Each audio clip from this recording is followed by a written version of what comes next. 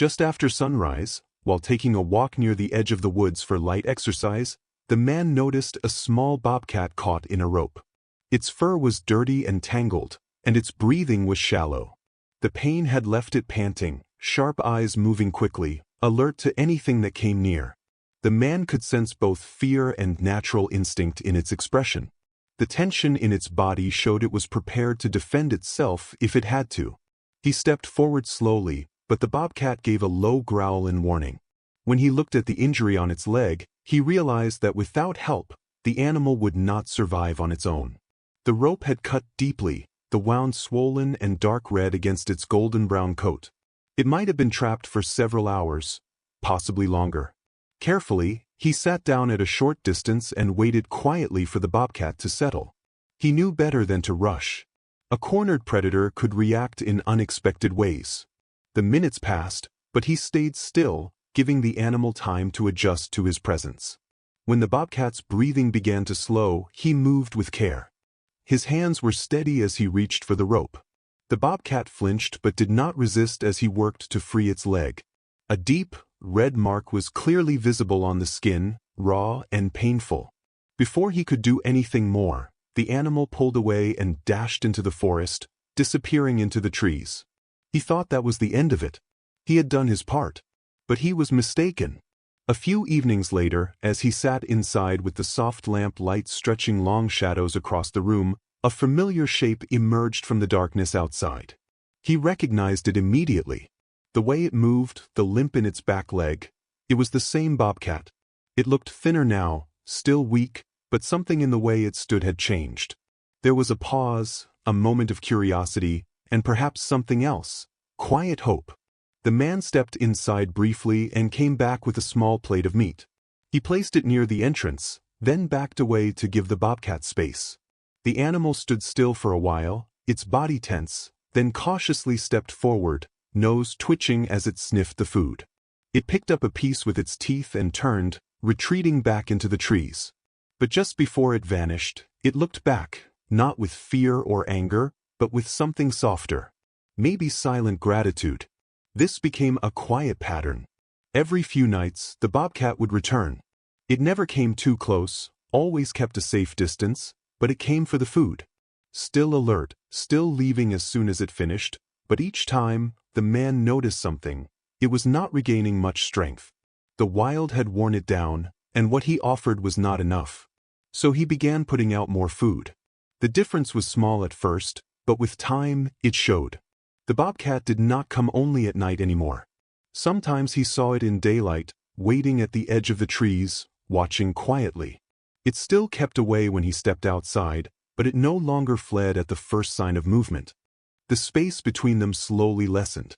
One afternoon, as the sun lowered behind the trees, he saw the bobcat sitting just a few steps beyond his porch, watching him closely. He did not move, giving the animal the choice to stay or leave. This time it stayed. Not for long and not without caution, but longer than before. It ate its meal calmly, then paused, as if unsure whether to go. Eventually, it turned back into the woods. Still, something had changed. A sense of trust was starting to take root. Days went by, then weeks. The bobcat grew stronger. Its fur began to shine again, and it no longer moved with the hesitation of injury. It stopped darting away the moment it finished eating. At times, it walked near the house, sniffing around the steps or rubbing its side against the porch railing before heading off into the trees. The man never tried to approach or interfere. He simply left food out and observed as the wild animal slowly became less of a stranger. Then came the first evening it did not run when he walked outside. The sky was soft, painted with burnt orange and gentle violet. As usual, he stepped onto the porch, expecting the bobcat to take its food and disappear. But it did not. It lifted its head, ears twitching lightly, but stayed where it was. Instead of fleeing, it looked at him. Its tail moved slowly, relaxed. He sat on the porch steps, keeping a careful distance. After a moment that felt like a quiet decision, the bobcat continued eating. From that point on, it stopped feeling like chance. The bobcat was no longer there just for the food. In its own silent, instinctive way, it had decided the man was not a threat. That this place, with its stillness, its quiet routine, was something it could accept. At first, the man remained cautious, never making sudden moves, never stepping beyond what their fragile trust could handle. He understood the risks. The bobcat, shaped by survival, was sharp and fast. Once shaken, that trust could take years to rebuild, if it returned at all.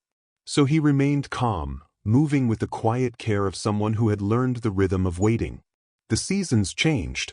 The once injured bobcat had become strong again, sleek, capable. It moved through the forest like a shadow, its steps soft against the snow-covered earth. Its old wounds were long healed, but the man noticed something in the way it moved now, confident, whole. Yet it still returned. Evenings were no longer just quick meals taken with caution. The bobcat now stayed longer. It observed him, acknowledged his presence. Sometimes, after eating, it lay near the porch steps, cleaning its fur in slow, thoughtful motions. Its eyes, wild and alert, caught the soft glow of the lantern light. Hard to read, but at ease.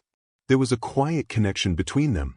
Neither could explain it, but both accepted it for what it was. The man never tried to change the animal. He did not reach out or try to make it something it was not. He never once thought of keeping what was meant to remain free.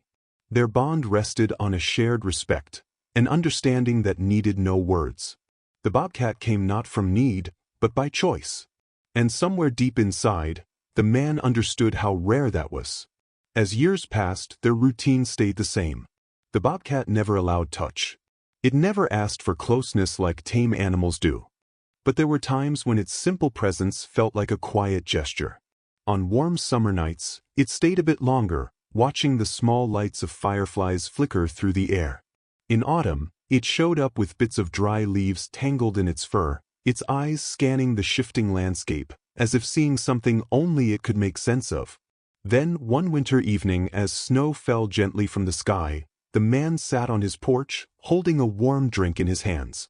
The cold settled around him, softening the sounds, making everything feel slower, more thoughtful.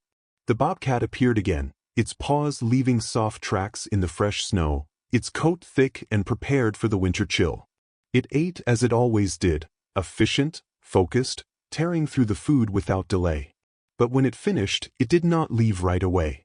Instead, it stepped forward, careful yet certain, its pace calm and steady. It came closer than ever before, stopping just a few feet from the porch. Its golden eyes locked with his, and for a while, neither of them moved.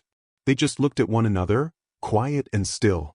Then, as if something had been decided, the bobcat lowered itself beside the porch steps. It curled its tail around its body and let out a deep breath into the cold night. It was not a sign of giving in. It was not need. It was trust. The man gave a faint smile, small, silent, and took another sip of his drink. He did not speak, did not reach out, did not disturb the peace that had gently settled between them. He just sat there, quietly accepting the company of the wild creature that once had feared him. Snow kept falling, brushing softly against the trees, covering the world with a light hush.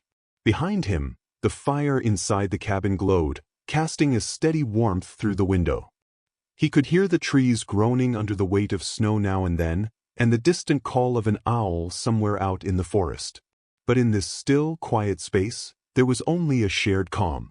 So there they sat, a man and a bobcat, together in the stillness of the woods. Not owner and pet, not master and tamed creature. Something different, something quieter and more rare. A kind of friendship that had formed in the quiet moments between fear and trust, in the simple act of sharing warmth on a cold winter night.